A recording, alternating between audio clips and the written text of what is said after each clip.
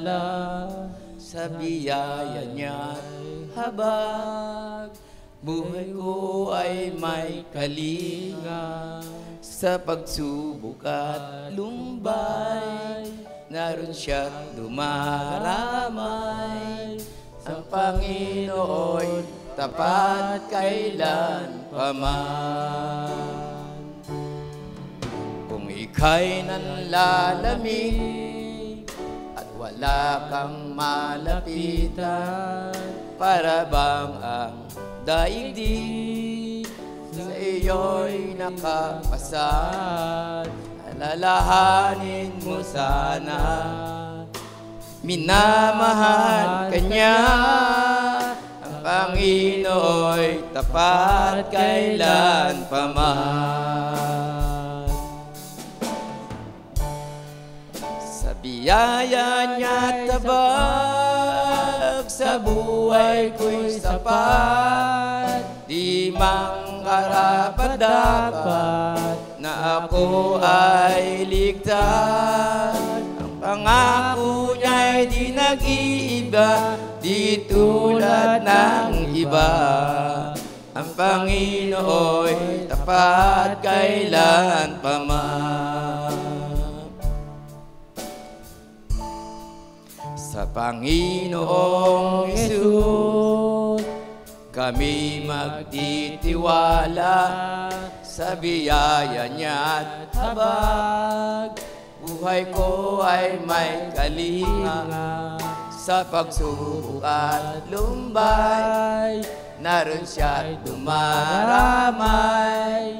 Ang Panginoo'y tapat kailan paman.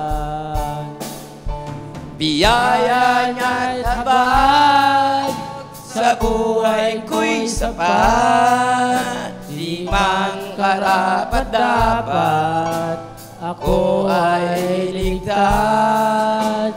Pangako niya'y di nag-iiba, di tulad ng iba. Ang Panginoo'y tapat kailan paman. Biyaya niya't habag, sa buhay ko'y sapat. Di man karapat-dapat na ako ay iligtas. Ang Panginoo'y di iiba, di tulad ng iba. Ang Panginoo'y tapat kailan paman. Ang Panginoo'y tapat kailan paman. Ang Panginoo'y tapat kailan paman. God, thank you, Lord Jesus. Tapat ang ating Panginoon kailan paman. Hallelujah. Thank you, Lord.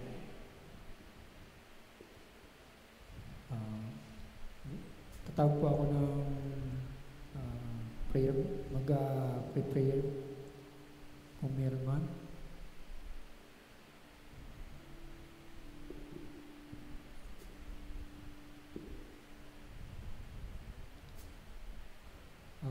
Siguro mag-aalay din ako ng patotoo sa ating Panginoon. Amen. Kasi nung nakaraang Thursday, pagkatapos ng prayer meeting natin, umuwi na po ako ng Pangasinan para umatid ng graduation ng aking panganay na si Luigi. Tunay nga na tinabayan ako ng ating Panginoon dahil sa tindi ng antok ko, nasa kabilang lane na ako. Ilang beses akong napunta sa kabilang lane. Pero talagang andun ng Panginoon, ginabayan niya ako. Lahat ng pagkakataon yun, hindi niya ako nilubayan, hindi niya ako pinabayaan. Siguro kung wala ang ating Panginoon, baka sa ganung sitwasyon, baka na-disgrasya natin. Pero binabalik ko ang aking pasasalamat at pagpupuro sa atin po. Amen.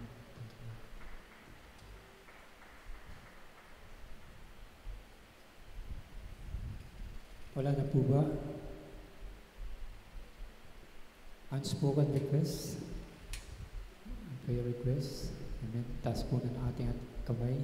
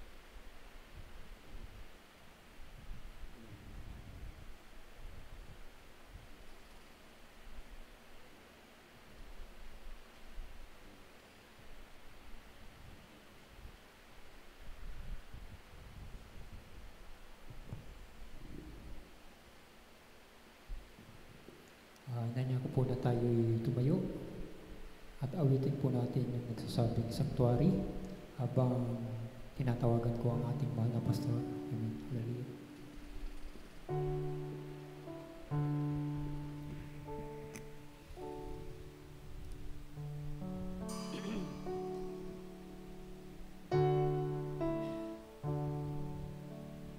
Lord, prepare me to be a sanctuary,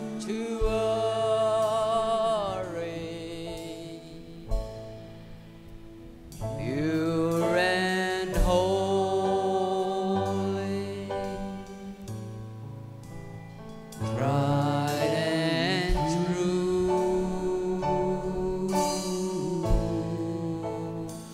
With thanksgiving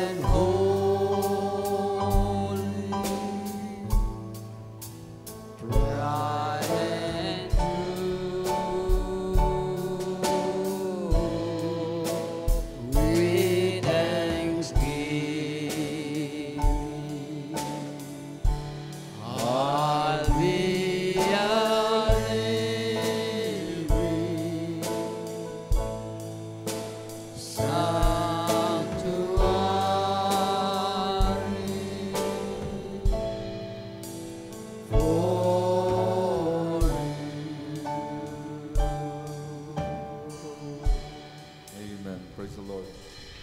Purihin ang Panginoon sa gabi nito. At minsan pa may pagkakataon tayong sambahin sa Espiritu at Katotohanan. At mauwitan natin siya at mabigyan ng kapurihan. At the same time, ay may pagkakataon tayong nakapanalangin sa Kanya para sa ating mga dinadalangin at makapakinig ng Kanyang salita. At habang tayo ay nakatayo, ay dadako na po tayo sa ating scripture para sa gabing ito. At ito ay mababasa natin sa John chapter 8. John chapter 8, verse 31.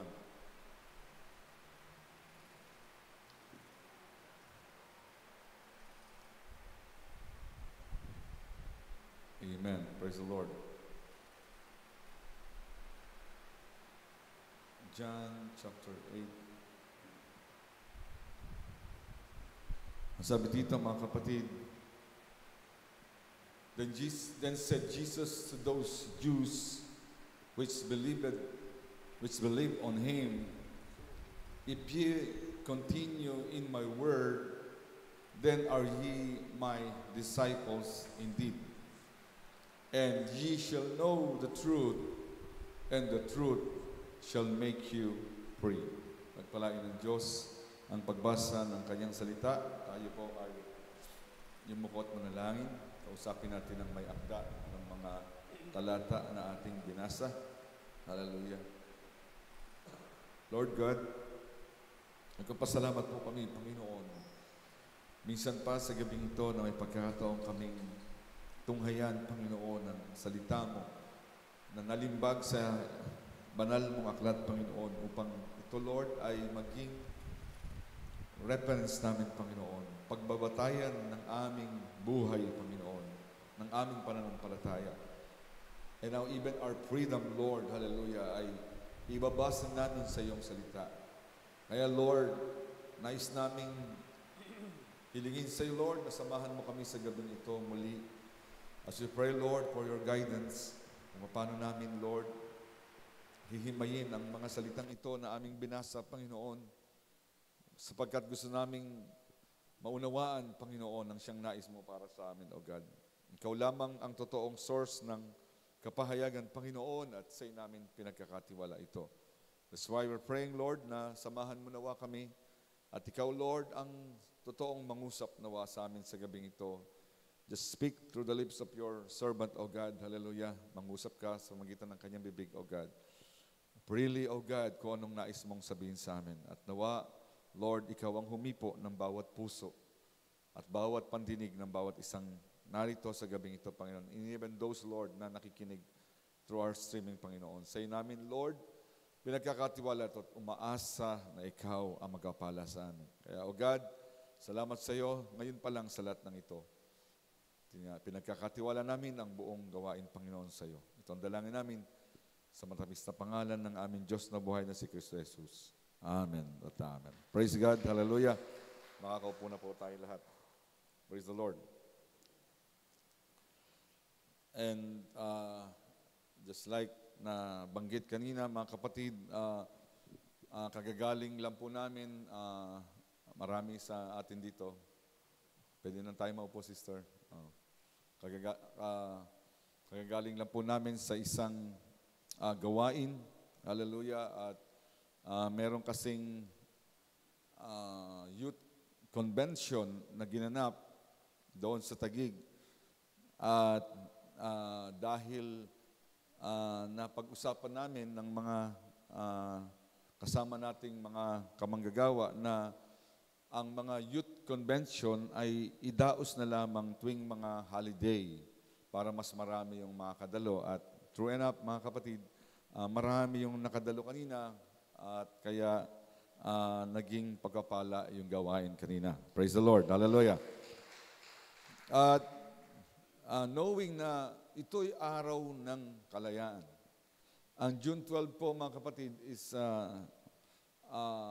day of our independence.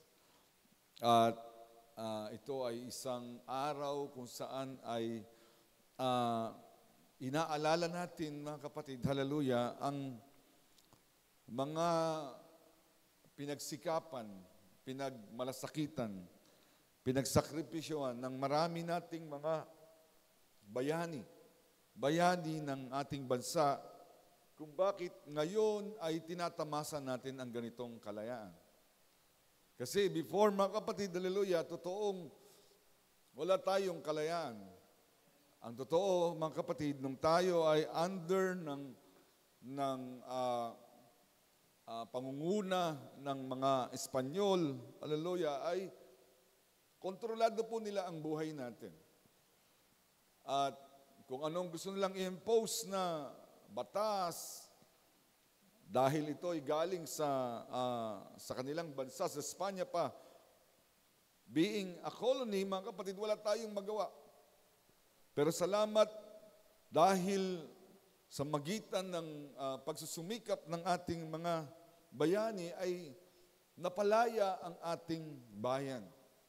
That's why meron tayo ngayong political freedom. At yun ang gusto nating pag-usapan ngayon, mga kapatid, true freedom.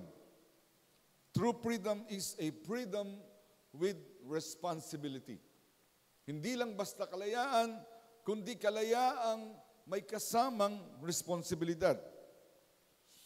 Alam niyo, mga kapatid, sa message na Hear Ye Him, noong 1957, nanalangin si Brother Branham. Sabi niya, Dear Father, I pray that I'm here.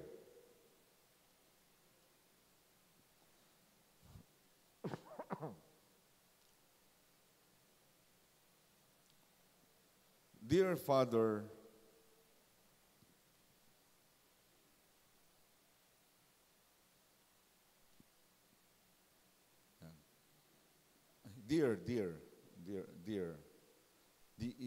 dear Father, comma, I pray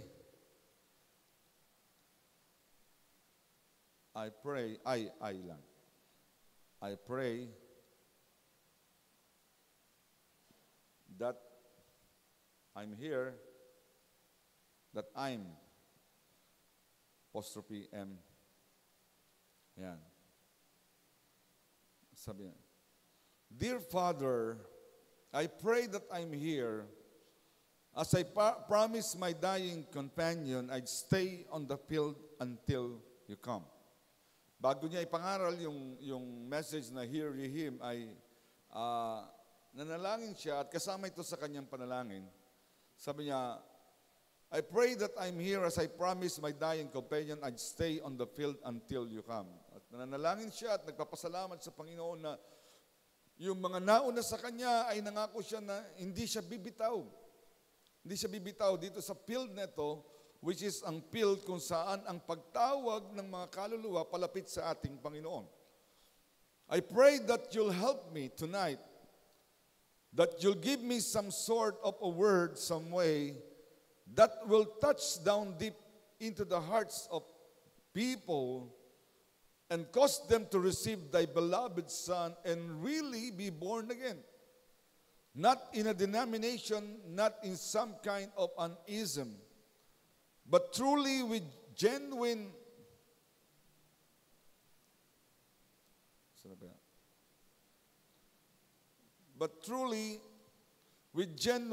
Christian love that never fails. May they hear the Son of God say, This is me, and I come to welcome you to a life of love and freedom. Grant it, Father, we ask it in His name. Sabi niya, sana isang araw maririnig natin daw si Lord. Nasasabihin, sabi niya, I welcome you to a life of love and freedom. You see, mga kapatid, I think God loves freedom. Gusto niya ng kalayaan. Gusto niya ng malaya. That's the reason, mga kapatid, ganon ang pagkagawa sa atin. We are pre-moral agents. Mga kapatid, kaya nga, tayo ay pre-moral agency. Nakakakilos ang Diyos, hallelujah, sa atin at pinapabayaan niya tayo, mga kapatid, hallelujah, sa nais nating gawin. Kung ano ang decision gusto natin, pinapabayaan tayo ng Panginoon. And I think, ayaw ng Diyos, hallelujah, na susunod tayo sa Kanya dahil tilabagan nakaprogram lang tayo, para tayong robot na nakaprogram lang. At susunod tayo sa Kanya dahil nakaprogram sa atin na sumunod tayo. Anong glory ang matatanggap ni Lord sa ganong klaseng pagsunod?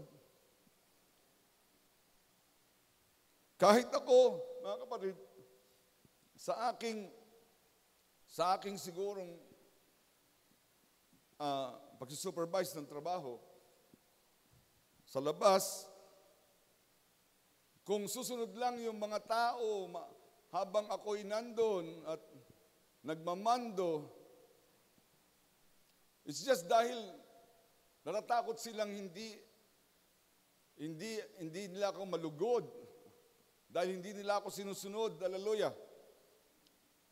Pero ang mas masarap, maramdaman ay yung kahit wala ka, hallelujah, ay yung mga tao ginagawa yung gusto mo. Praise God. Hindi dahil napupersa lamang. And I think, mga kapatid, yan ang nais ng Diyos sa atin. Kung bakit binigyan niya tayo ng freedom, hallelujah, gusto niyang maramdaman yung totoong pagsunod natin sa Kanya. Out of love, dahil sa pag-ibig natin sa ating Panginoon. Hallelujah. Praise God. Remember, mga kapatid, ang una nating mga magulang, hallelujah, na si Adan at si Eva, sila'y hinayaan ng Diyos na mamuhay na malaya. Ano ang sabi sa Genesis chapter 2, verse 16? Genesis chapter 2, verse 16. Ang sabi doon, and the Lord God commanded the man, saying, of every tree of the garden thou mayest freely eat. You see, mga kapatid, even yung una nating mga magulang, nandun ang kalayaan. Laging ini-emphasize ni Lord, hallelujah, ang freedom. Pero hindi lamang basta freedom, but freedom with responsibility.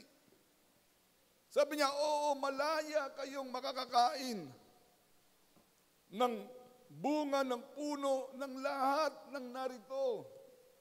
Lahat ng bunga ng punong matatagpuan nyo dito sa garden.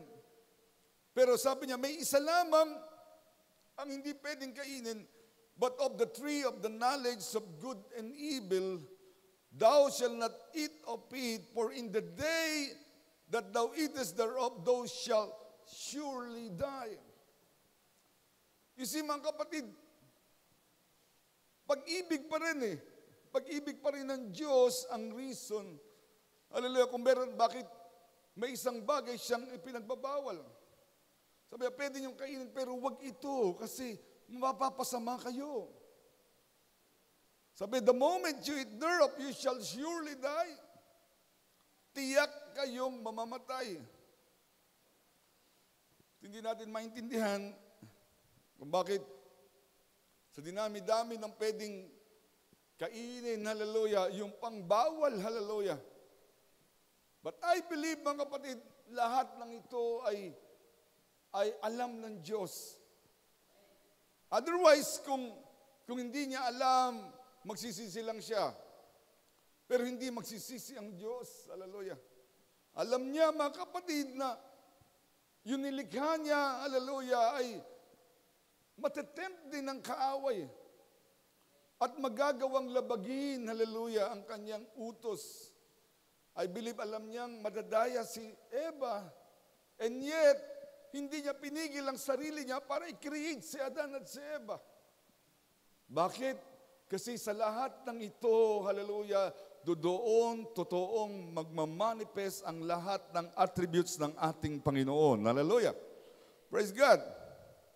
Kaya nga, hallelujah, makikita natin, yung binasa natin kanina, ang sabi doon, if ye continue in my word, you are my disciples indeed. Doon sa John chapter 8 verse 31, yung una nating binasa. John chapter 8 verse 31. Sabi niya, kung kayo'y mananatili sa aking salita, hallelujah, then ye are my disciples indeed. Ang totoong batayan, kung kayo'y, sabi niya, tagasunod ko, ay mananatili kayo sa aking salita. Dahil kung mananatili kayo sa aking salita, malalaman ninyo ang katotohanan, and the truth shall make you free. Remember mga kapatid, yung katotohanan ang totoong magpapalaya sa atin. Napakahalaga nung katotohanan. And that's, I think, pinakamahalagang bagay. Ngayon tayo ay mga message believer at ang dami nating natutunan sa message. Hallelujah. That's why ganito tayo, walang takot. Kung hindi natin alam ang katotohanan, perhaps hanggang ngayon takot pa rin tayo sa kamatayan. Perhaps kung hindi natin alam ang katotohanan, mag-aalala rin pa rin tayo every time na mawawalan ng laman ng ating palabigasan. Mag-aalala rin pa rin tayo every time na may malaking pagsubok, hallelujah. Pero salamat, hallelujah, dahil sa katotohanan, mga kapatid, tinanggal ng Diyos ang lahat ng pag-aalala natin, hallelujah. Dahil siya ang totoong aalalay sa atin. Praise God. You see mga kapatid, and sabi niya, and ye shall know the truth, and the truth shall make you free. Again, freedom. Ang laging idinidiin ni Lord. Kalayaan. Hallelujah. Now, ang John chapter 8, mga kapatid, hallelujah, yung binasa nating chapter, sinimulan nito, mga kapatid, sa umpisa, ang sinasabi na si Lord ay nagpunta doon, hallelujah, sa templo at doon ay nagturo. And while He was teaching, hallelujah, dumating ang mga Pariseo at mga Eskriba, mga Saduseo, at may dalang isang babae, hallelujah, at nilagay sa kanilang kalagitnaan. At sinabi, ang babaeng yan, hallelujah, ay nahuli sa aktong nagkakasala ng pangangalo niya. At ang purpose noon, hallelujah, ay hulihin ng ating Panginoon, ano kaya ang gagawin ni Lord? Sabi kasi nila, sinasabi na anong gagawin mo, pero dahil sinasabi ng kasulatan, pag nahuli ang babae sa ganong pagkakasala, ay pwedeng batuhin hanggang sa mamatay. Tinitingnan nila anong gagawin ni Lord upang kung magkakamali, hallelujah, ay doon sila kukuha ng basis, hallelujah, para akusahan si Lord, hallelujah, at magawa nilang ipapatay. At habang nandun ang babae, perhaps walang damit yung babae. Sabi nga na kaya hindi tumitingin si Lord. At ang ginawa niya, yumuko siya at nagsulat doon sa sand, sa mga buhangin yan. At pagkatapos noon, dahil naghihintay yung mga eskriba kung anong kanyang gagawin, tumayo siya. At ang sabi niya, kung sino ang walang kasalanan sa inyo, siya ang unang bumato. I believe, ang sinusulat niya doon ay lahat ng kasalanan ng tao. Lahat ng pwedeng pagkakasalan na nakikita ng mga tao. Bago pa siya magsalita, nabasa na nila. Maaring nandun ang pangangalo niya, pero nandun ang pagnanakaw, nandun ang pagsisinungaling, nandun ang pandaraya. And perhaps every one of them, hallelujah, ay guilty sa kasalanan. Kaya nga, nung sabihin ng Diyos, hallelujah, kung sino ang walang kasalanan sa inyo, siya unang bumato. At ano nangyari? Mga kapatid, sa halip na kumuha ng batong mga tao, unti-unting nag-alisan. Hallelujah. Dahil si Lord, di mo ko uli, pag tayo niya uli, tinatanong niya, nasaan? Sabi niya, ang mga taong nag-aakusa sa iyo. At sabi niya, wala na. Sabi sa verse 11, John chapter 8, verse 11, the same chapter. Sabi sa verse 10 muna, sabi doon, verse 10. Baba natin ng konti. When Jesus had lifted up himself and saw none but the woman, wala na siyang makita kahit isang tao. Ibig sabihin, lahat guilty. Totoo ang sinasabi ng Bible. No, not one. No one is righteous. Walang nakaabot sa kaluwalhatian sapagkat ang lahat ay nakakasala. Ang sabi, when Jesus had lifted up himself and saw none but the one, he said unto her, Woman, where are those thine accusers? Hath no man condemned thee? Wala na bang humusga sa iyo? Hallelujah. She said, No man, Lord. And Jesus said unto her, Neither do I condemn thee. Go and sin no more. Anong sinasabi dito ng Lord? Go. Pag sinabing go, freedom. Binigyan siya ng kalayaan. Oo, nagkasala siya. Guilty yung babae. Hindi naman sinabi ng Lord na hindi guilty. Sabi nga niya kung sinong walang kasalanan, siyang unang bumato. Ibig sabihin, guilty talaga yung babae. Pero sabi ni Lord, neither I condemn thee.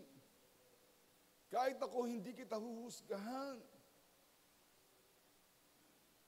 Ano yun? Pag-ibig ng Lord, hallelujah, sa kanyang mga anak, hallelujah. And Jesus said unto her, Neither do I condemn thee, go. Go is freedom. Kahit siya hindi niya babatoy, kahit siya, kung totoo siya lang ang pwedeng bumato. Sapagkat siya lang ang walang kasalanan. Pero hindi niya binato. Hallelujah. Anong ginawa niya? Sabi niya, go. That is freedom. At ang kasunod, and sin no more. Hindi nila sinabing go, pero sabi, and sin no more. That is responsibility. Kaya sinasabi natin mga freedom with responsibility.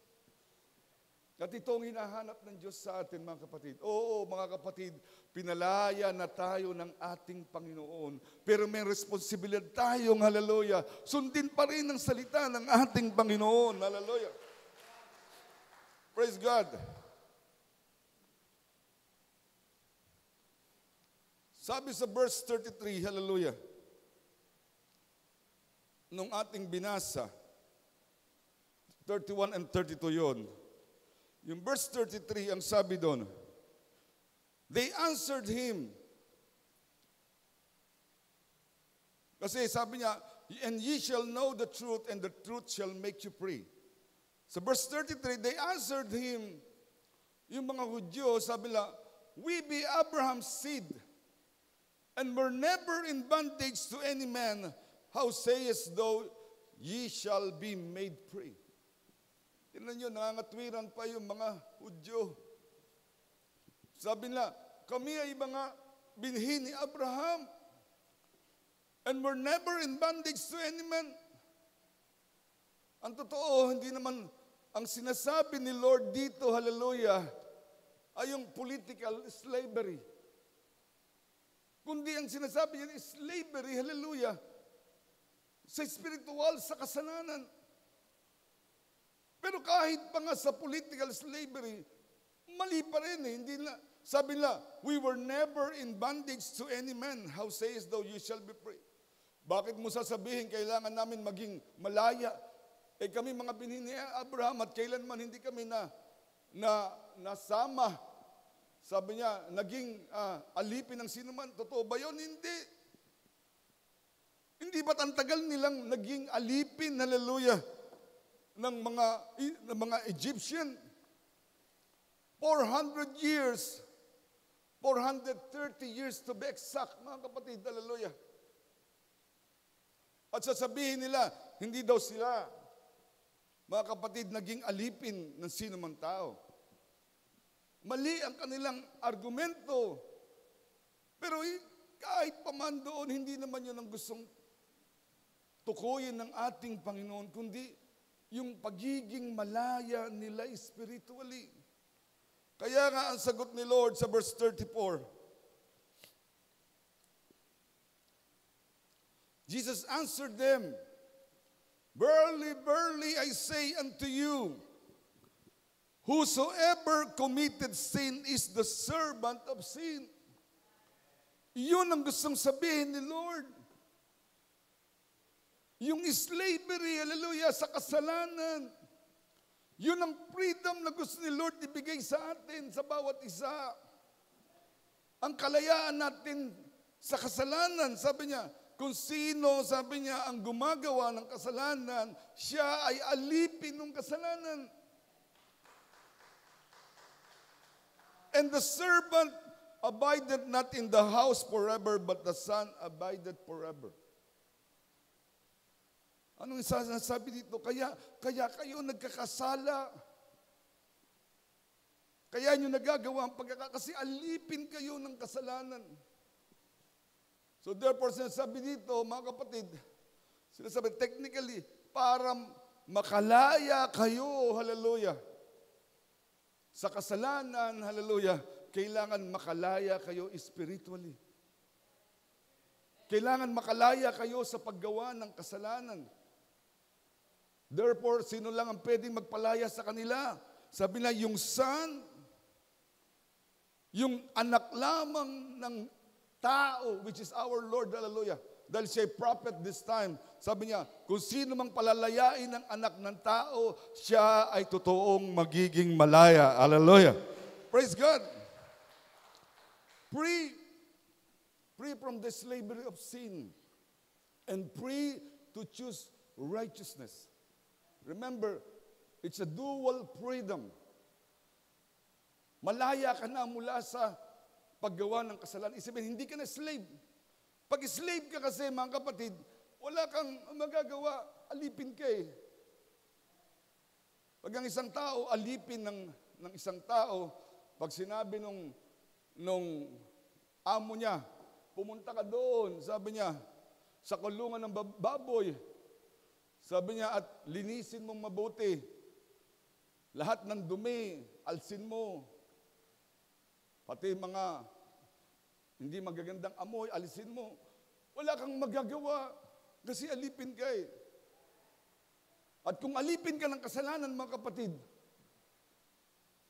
wala kang magagawa? Pag ang diablo kumilos, hallelujah, at sinubukan kang itempt, hallelujah, para gumawa ng susunod ka lang na susunod. Kasi alipin ka. Pero ano ang ginagawa ng kalayaan, hallelujah, tatanggalin, hallelujah, ang tali natin sa kasalanan, hallelujah. At magiging malaya tayo. Praise God. Ano sabi ng Galatians chapter 5 verse 1?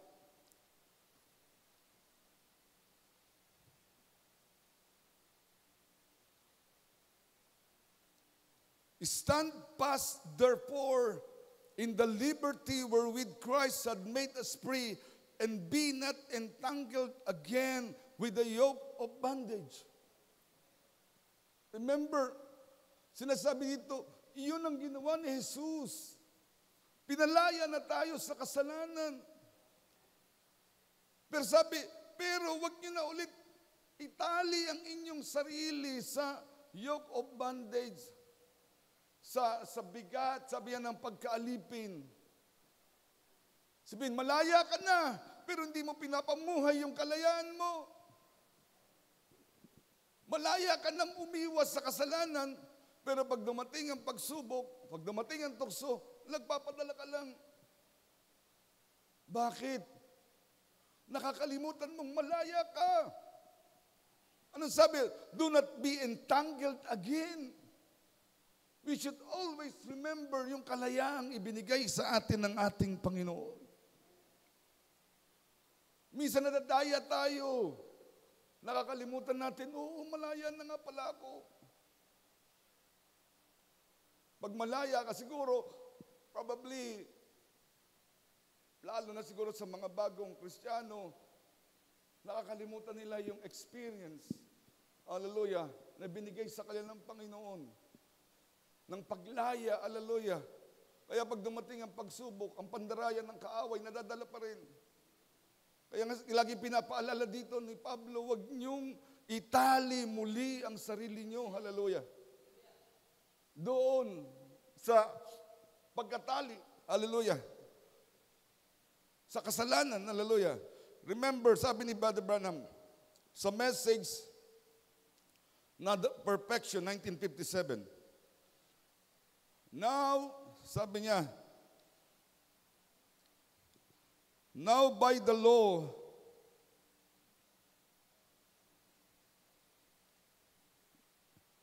yan. Kaya ayaw ni Lord na babalik tayo doon sa batas. Sabi niya, yung tali ng kasalanan, hallelujah. Sabi doon, now by the law, no flesh is saved. Kasi tali yun eh. Yung bandage, hallelujah. Now the law cannot save us. The law was just a thing that puts us in jail. But it has no redeeming power. The law only showed us that we were sinners and condemned us. That's what law is to do. It's to bring condemnation or to show you where your mistake is, so the law in itself could not save you. It could only prosecute. Kaya nga, mga kapatid, ang gustong sabihin dito ni Pablo, lumaya na kayo eh. Sabi niya, nasa biyaya na tayo, bakit bumabalik-balik kayo sa batas? Pinapaalala dito ni Brother Branham, sabi niya, hindi kayo madadala, sabi niya, walang magagawa sa inyo ang batas, hindi kayo ililigtas niyan. Kaya lang sabihin ng batas na makasalanan ka. Yun lang gagawin ng batas, ilalagay ka sa jail, sa kulungan, dahil papatunayan makasalanan, pero hindi niya kaya magligtas. Ang biyaya ng Diyos ang siyang nagliligtas sa atin. Hallelujah. Praise God. Kaya nga sa Romans chapter 6 verse 12, anong sabi doon?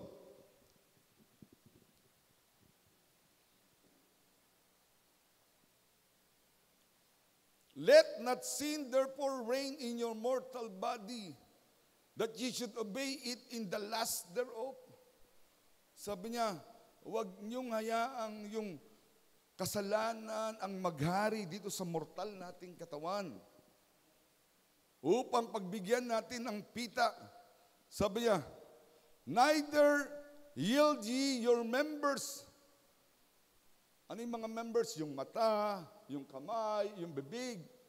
Sabi niya, huwag nating hayaang madala sa pagkakasala.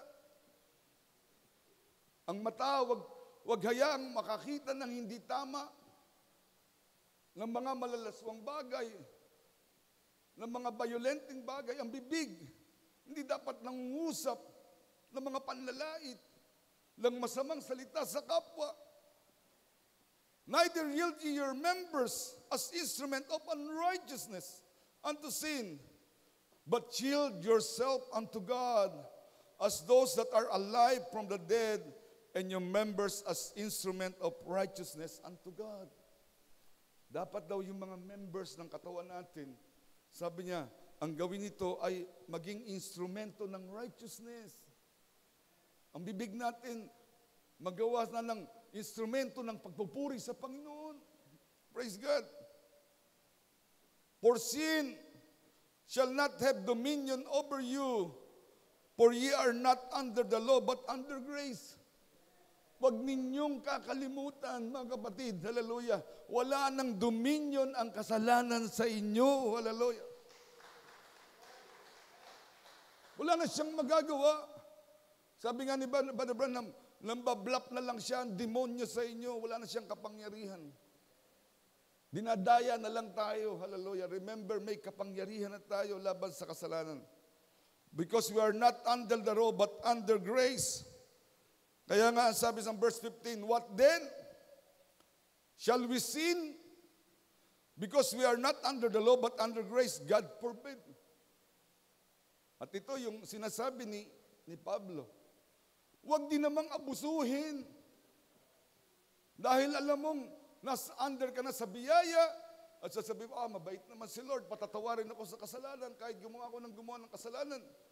No, sabi niya, God forbid, huwag naman mangyari. Huwag naman paintulutan ng Panginoon. Na dahil nalaman ko ang katotohanan ng pag-ibig ng Diyos sa akin, ng kanyang biyaya, na ang kasalanan ko, hallelujah, na nagawa, magagawa't mangyayari pa, hallelujah, ay patatawarin ng Diyos, then gagawa ako ng kasalanan. Conscientious. Ano sabi? Huwag nawang payagan ng Panginoong mangyari sa atin. Praise God. Kasi kung alam mong mali ang gagawin mo at patuloy mo pa rin ginagawa, probably baka hindi totoong natanggap mo ang kaligtasan. Yun naman ang pagiging problema doon. Hallelujah. Remember, Christian freedom is a paradox. Hallelujah. Ang paradox ay yung totoo pero hindi mo maunawaan. Mahirap. Kasi ang totoong freedom kay Lord, hallelujah, is becoming a slave to Christ. Paradox, hindi ba? Kala ko ba kalayaan? Kala ko ba ang freedom ay kalayaan? Bakit ngayon slave? Oo, mga kapatid, kaya nga paradox eh. Magiging malaya tayo, hallelujah, sa kontrol ng kasalanan, ng kaaway, pero willingly magiging alipin tayo ng ating Panginoong Kristo. Hallelujah. Ito ang totoong freedom. Kakaibang kalayaan na gusto mong magpaalipin sa Panginoon. Gusto mong si Lord na lang, hallelujah, ang masusunod sa buhay mo. Kaya nga kakaibang kalayaan to, it's a freedom with responsibility. Ano ang Romans chapter 6 verse 16?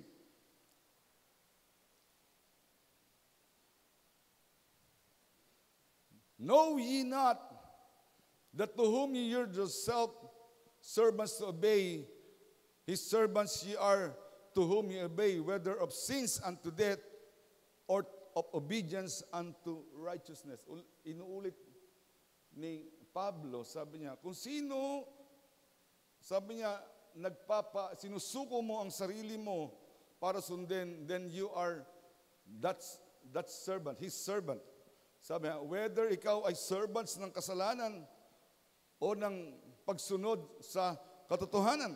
But God, 17, but God be thanked that ye were the servants of sin. Ye were, sabihin, dati, but ye have obeyed from the heart that form of doctrine which was delivered you. Pero sabi dito, ganun pa man, sabi niya, oo, tayo'y naging alipin ng kasalanan.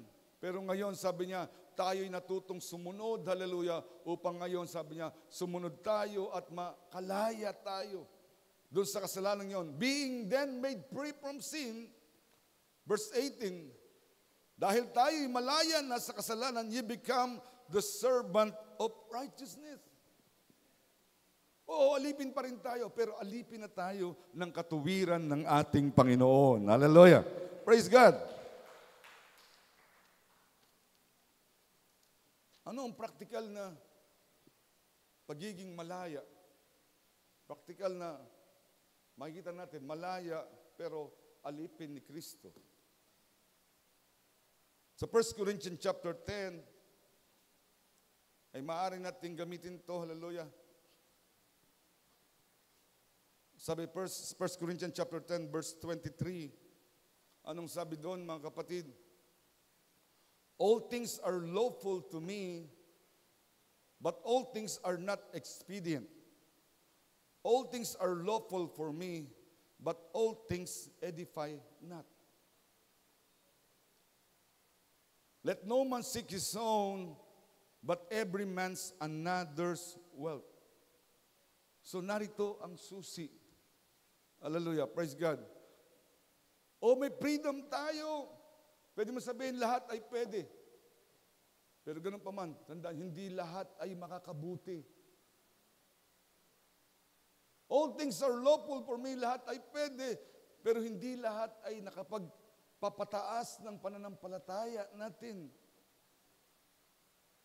Let no man, ito yung secret, sabi niya, let no man seek his own, but every man another's wealth. Oo, mga kapatid, malaya na tayo, pinalaya tayo sa kasalanan. Pwede nating gawin ang gusto nating gawin. Pero lagi nating isa sa alang-alang ang kapwa natin. Praise God. Let no man seek his own. Hindi dahil malaya ka na, pwede mo nang gawin ang lahat. Ang isipin mo ay para sa iyo lang. Sabi niya, ang sabi niyo, but every man's another's wealth. Ang hanapin mo, ano ang magagawa mo para sa kapwa mo. And I believe, dahil dito, kaya sinabi ni Brother Branham, yung motto na lagi nating binabanggit. At dito tayo magtatapos sa motto na to. Sabi ni Brother Branham, sa message na that day on Calvary, now the first thing,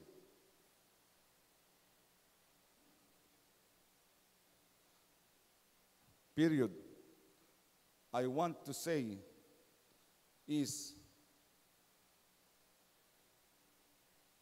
Jesus, ayan. Now, what must we do? Now, the first thing I want to say is Jesus never lived for himself. Of course, dahil tayo Kristiyano, ang pattern na sinusunod natin, ang ating Panginoong Kristo, kaya nga Kristiyano tayo, from the word Christ. Siya ang champion natin, siya ang example natin. Kung anong ginawa niya, iyon ang gagawin natin. Now, what must we do? Now, the first thing I want to say is Jesus never lived for himself. His life was spent for others. Napakaikli lang ng panahon ng ating Panginoon dito sa lupa. At yung 33 at yung 3.5 years ng kanyang ministry, lahat yun, hallelujah, ay ginamit niya, hallelujah, para tulungan ng tao, para masabi ang lahat na yan sabihin, para sa kapakinabangan nating lahat. And lastly, hallelujah, sa dulo ng 3.5 years na yon, ang pinaka-climax ng kanyang pagbibigay ng kanyang sarili, hallelujah, ay ang pagbibigay ng kanyang buhay para sa atin. Tumulo ang kanyang dugo para sa ating mga kasalanan. Hallelujah. His life was spent for others. That's perfectly eternal life. Sabi, yun ang totoong eternal life. At yun naman ang hinahanap natin, di ba? Yun ang target natin. Kung hindi eternal life ang target natin, bakit tayo magtitiis? Bakit tayo hindi titigil sa pagharap sa pagsubok kung wala tayong inaasahang eternal life? Ito ang ating hinihintay, ito ang ating mana, ito ang ating reward, hallelujah, na gusto nating matanggap. When you say you go to church and you do good things, that's fine. Kami, kung pumunta ka ng church at gumagawa ka ng mabuting bagay, that's fine. Okay din naman yun.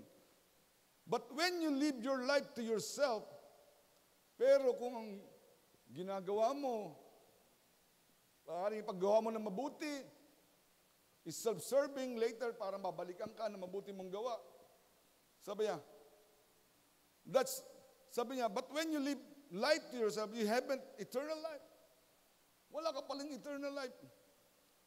Ang totoo, sabi niya, eternal life is living for others, sabi niya.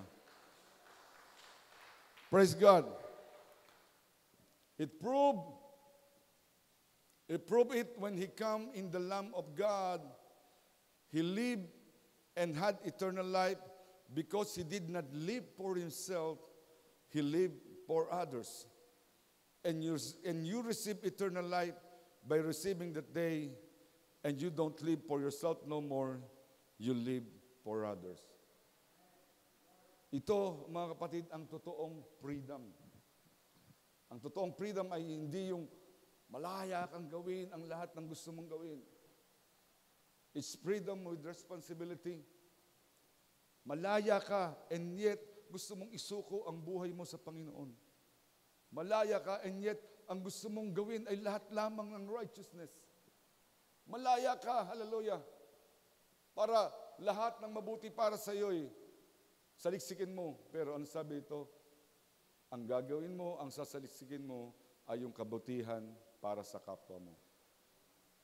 Mabigat, mga kapatid, pero iisa ang ating champion, ang ating Panginoong Hesus, at kung ano ang kanyang ginawa, mga kapatid, yun ang gagawin ng bawat isa sa atin. So salamat sa Panginoon, hallelujah. At sa araw na to ng kalayaan, hallelujah, ay muli tayong pilnahanan. Oo, nabubuhay tayo sa kalayaan. Meron tayong political freedom. Pero ang gusto natin, hallelujah, ay yung spiritual freedom. The Christian freedom. But freedom with responsibility. Malaya tayo, hallelujah. Pero ang kalayaan natin ay isinusuko natin sa ating Panginoong Kristo. Pagpalain tayo ng ating Panginoon. Hallelujah. At tumayo po tayo lahat. Umawit tayo sa Panginoon. Purihin natin siya sa kanyang kabutihan. Hallelujah. Praise God.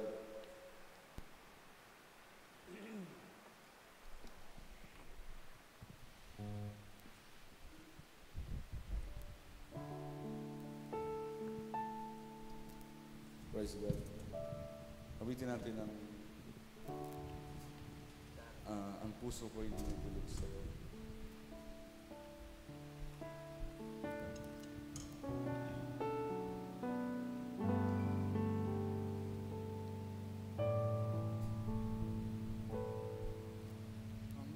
Puso ko'y dinudulog sa'yo. Nagpapakumbaba, nagsusumamo, paging dapatin mo, ika'y masdan, makalig ka at sa'yo ay pumisan. Ang puso ko'y dinudulog sa'yo.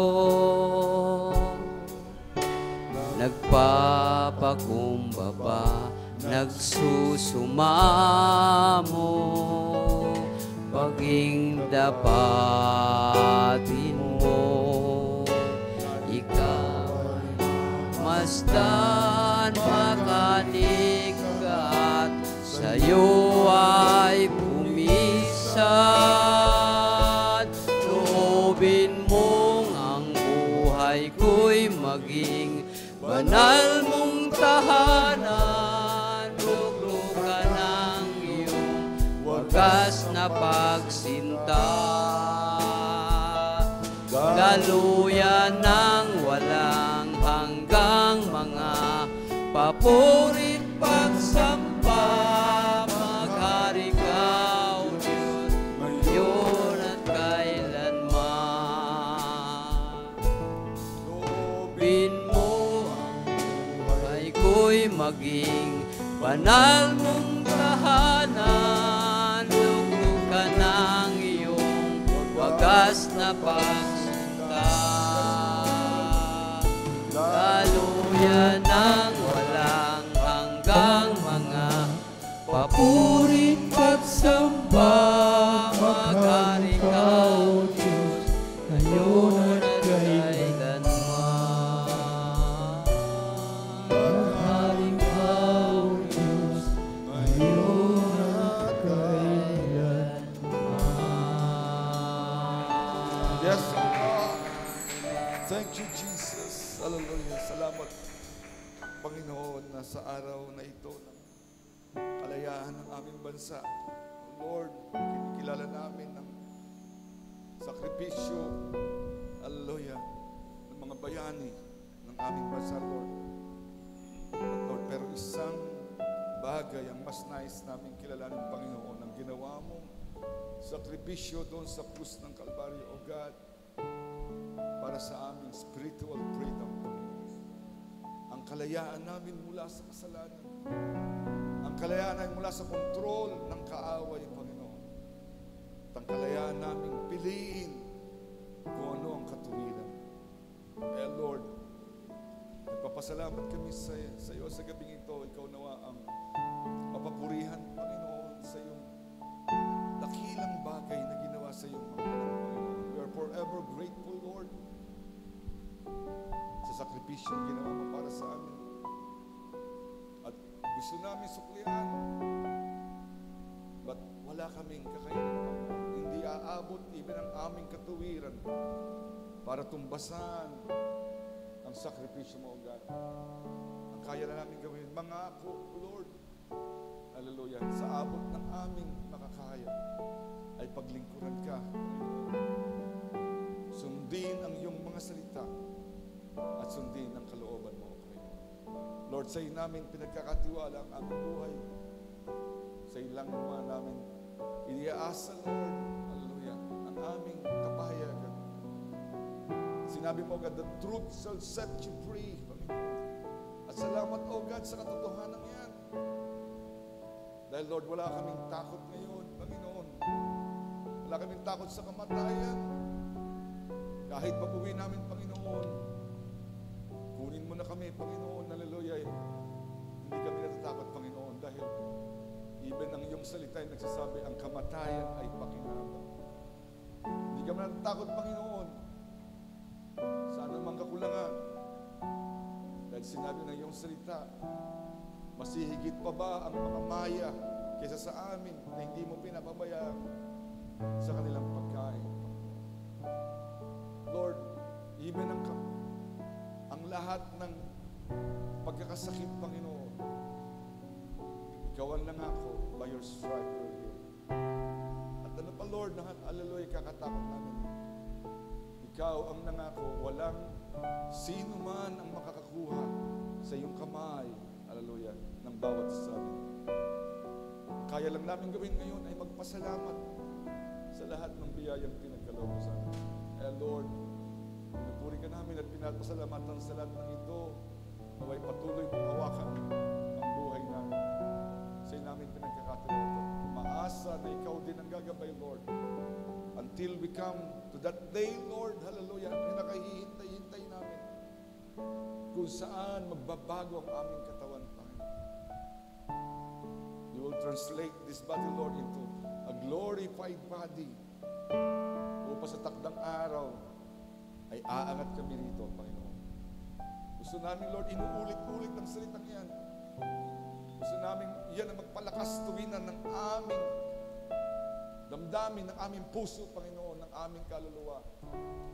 Isang araw, makatagpuin ka namin doon sa langit. Ay, Lord, salamat sa iyo. Pinupuri ka namin. Ikaw nawa ang kumatagpo sa bawat panalangin ng aking mga kapatid. Nabigkas man at hindi, Panginoon. Even ang prayer ng aking pinsan, Panginoon, para sa kanyang alagang hayop, Panginoon, na ooperahan bukas, Panginoon. Even sa mga hayop, Panginoon, ay nandun ang iyong simpatya at puso, Panginoon. Dahil sila ay nilikha mo rin, O God.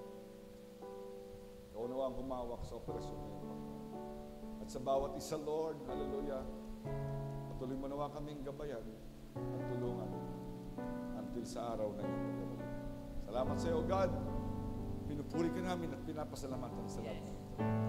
Ito ang dalangin namin sa iyo sa matamis at makapangyarihang pangalan ng aming Diyos na buhay na si Kristo Jesus. Amen at amen. Pagpalain kayo ng ating Panginoon.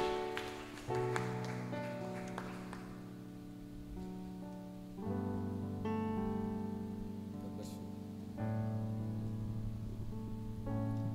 Amen. Praise God. Tunay nga na pinalaya tayo ng ating Panginoon. Praise God. Hallelujah. Thank you, Lord. Makakaupo na po ang bawat isa. Amen. Awitin po natin yung deep thanks habang pinapasa po ng ating love offering.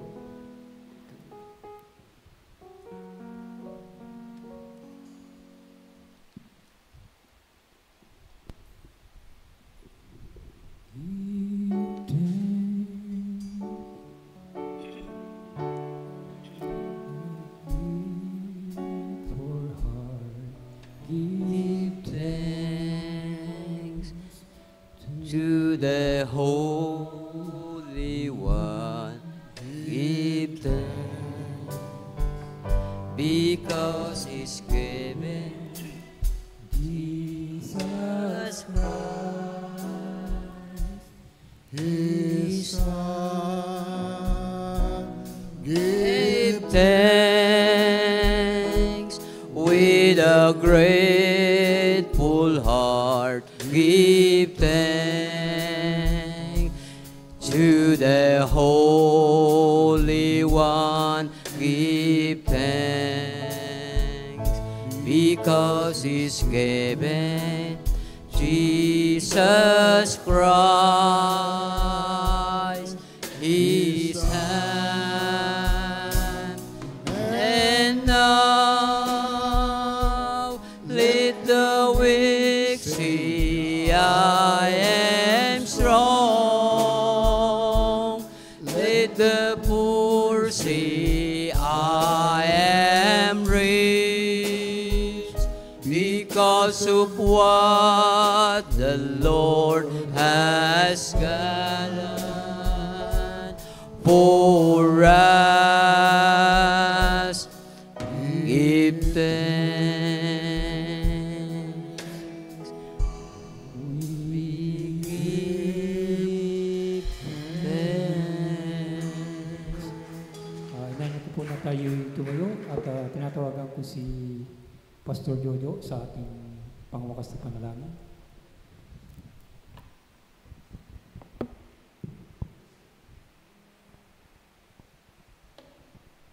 Thank you, Lord.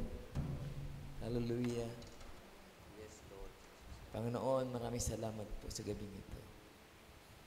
Sa napakainam na mensahe na ipinagkaloob mo sa amin upang makita namin ang buong katotohanan, Panginoon. Tunay na kami pinalaya mo, Panginoon, mula sa iyong mga salita. Lord God, maraming salamat po sa lingkod na ginamit mo ngayong gabi, Panginoon. Sapagkat tunay, Panginoon, na nangusap ka upang ang mga salita may umabot sa aming mga puso't kaalaman. Dahil dito, Panginoon, nagpapasalamat kami tunay na ang pag-ibig mo ay hindi nagmamaliw sa amin. Kahit kami ay nagkakamali, hallelujah, nariyang ka, itinutuwid kami, Panginoon. Salamat ng marami, Panginoon, sa mga salitang lagi mong ipinapaalala sa amin, sapagkat tunay na kami yung mga anak na minamahal, Panginoon. Sa gabing ito, nagpapasalamat din po kami sa mga pinagkaloob ng iyong mga anak na ilagay sa handugan, Panginoon. Pagpalain niyo po ito at ibalik sa mga nagkaloob ang mga saganang biyaya upang sa susunod na aming pulong ay may pagkaloob namin muli ang mga biyayang itong natanggap namin sa iyo. Ingatan mo po ang aming pag-uwi sa batahanan namin, Panginoon. Ikaw po ang mag-ingat at maggabay sa amin. Sa pangalan po ni Kristo Jesus, ito ang aming samot dalangin. May balik sa iyo lahat ng kapurihan, kadapahan. Lahat kami sabi ng Amen. Amen. Praise God. Tapos na po ang ating gawain. Awitin po natin yung nasasabi. I see you in the rapture. Amen.